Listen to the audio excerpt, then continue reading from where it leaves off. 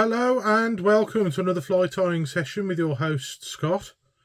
In this session I'm going to be tying a damsel woolly bugger style with a few other features that are noticeable in modern damsel patterns. So for example, we're using a hothead bead in orange, and I'm going to use some blue tinsel in the tail as well. This blue krinkle-flash, that's one material. In the vise I have a Camazan B830, which is a 1x or 1 times long shank in size 12. For the thread I'm going to be using Olive Dun by Uni in 80. For the tail I'm going to be using a dark olive turkey marabou. This one I've bought. I normally dye it myself, but that seems to be about the right shade. This is a cream Indian cock cape that I've dyed myself, olive. That's what we're going to be using for the hackle. I've recently made my own dubbing boxes. This box is from Poundland, and all of this is, you may have watched my previous video on how to make your own dubbing. All of this is wool from charity shops. And I've got another one in your brighter colours. So I'm all set up with dubbing, and it's cost me very little. Definitely worth doing if you're a beginner. You can get your more specialised dubbings and furs if you prefer. I seem to get dislikes on my videos when I use furs, so I'm going to start moving towards this acrylic wool. It's got no wool in it at all, no animal product in that one. Although when I use feathers, I don't get any dislikes on those videos, so I don't know. I'm also going to be using a gold tinsel, excuse me, which I forgot to get out. This is to tie off the hackle and rib the fly.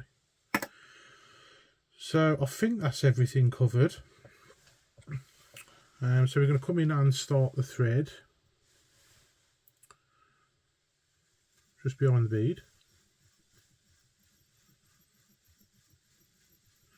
Now whenever I use marabou in a fly, I don't normally go right to the bend of the hook. I normally come in line roughly with the point, like that. Mainly because I have problems with the tail wrapping around the point, the bend of the hook in the cast. I'm not the finest fly caster in the world, if I'm honest.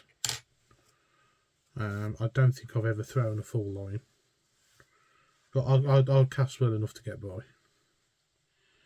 Self-taught. Being working class, I can't afford lessons, so I can barely afford fly fishing. So there we are, and then we're going to tie in our marabou. You want probably 2 thumbs width.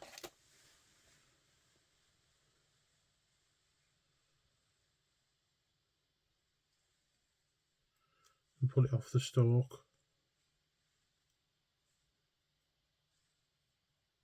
That's probably about right. Come in with your coarse scissors just to finish it off. Get it between finger and thumb.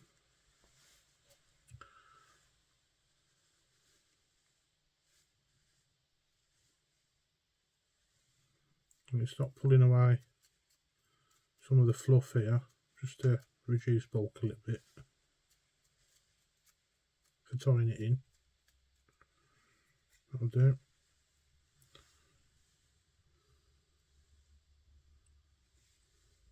Pinch turn, second pinch turn.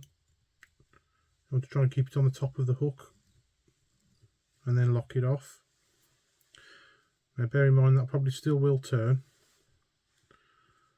but we've got quite a few other materials to tie in yet, so we'll lock it all off properly in just a sec. Now I like to have 2 strands of this on each side. So we'll trim the tail first. So I normally have the tail about yay long. Put it between finger and thumb and pinch it off. Don't cut with your scissors.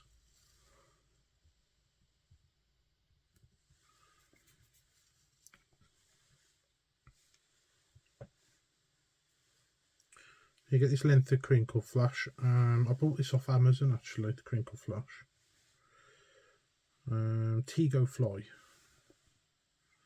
And you want it just short of the tail length, just in case you need to trim the tail. Lock it in one side, then bring it round.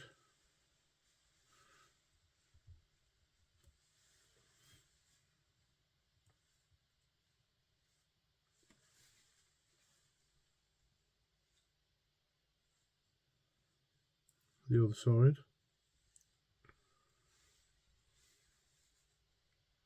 So I basically doubled up a single strand there.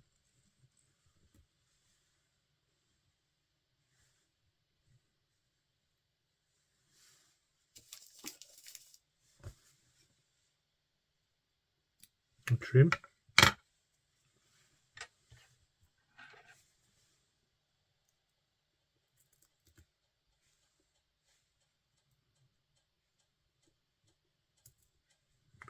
Trim off the excess, get it into position because it's still turning around on the hook, and then you should be able to lock it off now.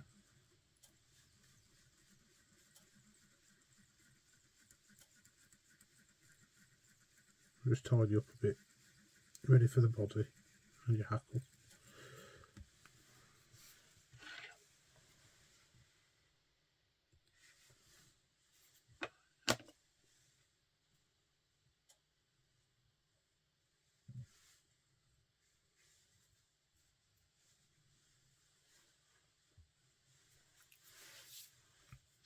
So you should have 4 strands of the tinsel. Now the blue flash damsel is a fairly modern take on the Damsel Nymph, and it does work very, very well. I'm not sure why. I know Trek can see blue particularly well. So at this point we're going to tie in our rib.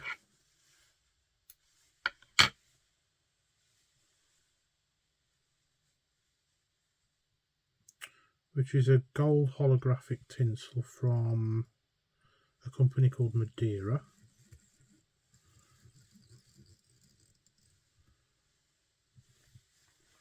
And then pop that in your material clip out the way.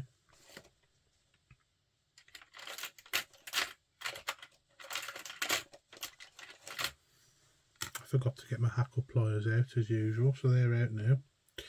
And I'm going to use my new dubbing. Now the great thing about these wools is you can actually blend them. Now this particular blend is the colour we're going to be using. If I ever run out I'm stuffed because I've forgotten how I've done this one, if I'm honest with you. But it was like a darkish olive green and then a brown I think mixed in as well. And I ended up with that, which is really nice. You just need a little bit of it.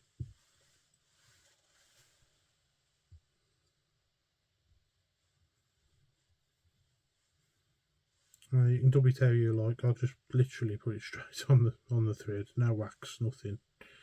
You might end up with a better fly if you used wax, if I'm honest. Just get a couple of turns in and then you can start really tightening it down then.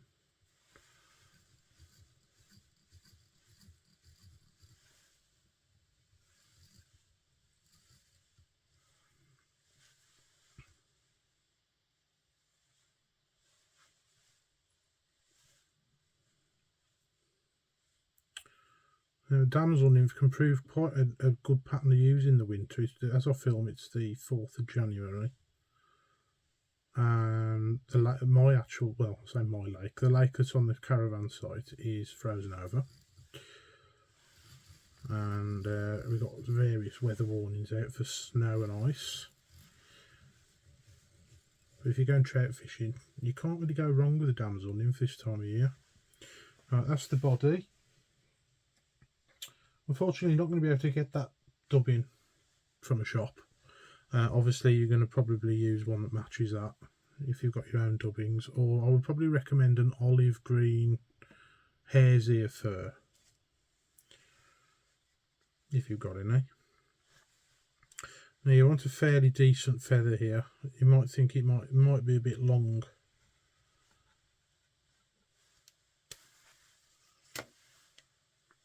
So a chunky feather, that one, but you do need a good one.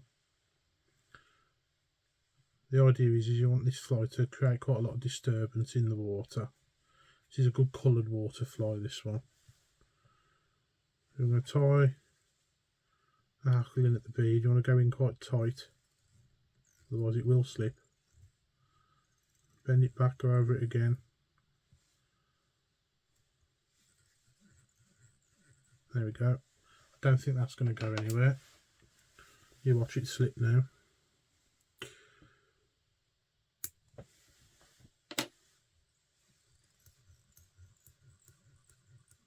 I'm making sure. And you get your hackle pliers.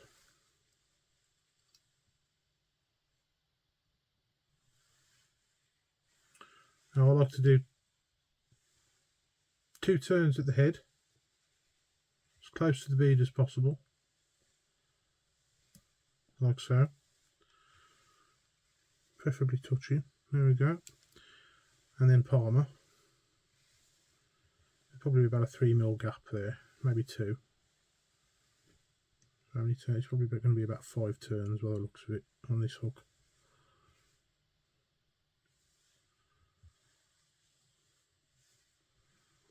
And then grab your rib material and go the other way with the rib material.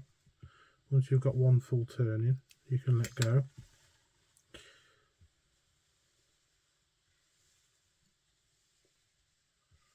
Rib nice and evenly.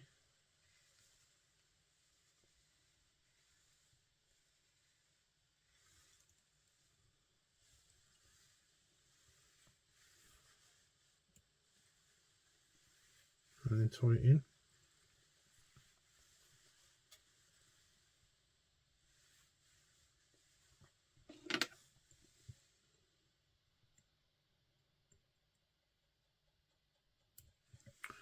Trim the rib away.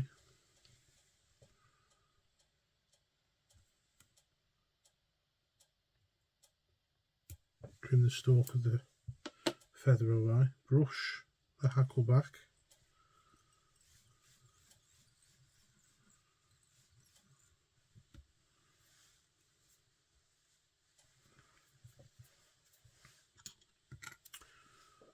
And yeah, it should work. I haven't really mastered this method yet. My peer, Mr. McPhail, does a much better job of this than me. I'll put a bit of varnish on your thread.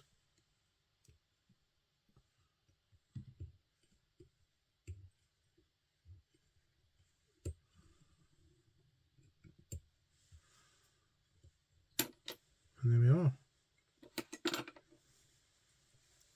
So it's got quite a long-winded name, this one, I suppose. So this is the hothead blue flash damsel tied woolly bugger style, I suppose.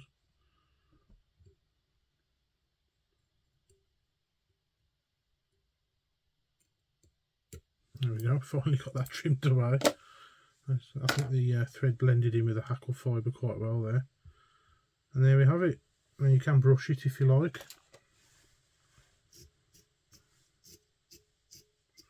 Try and tease out some of the dubbing. That's pretty much it.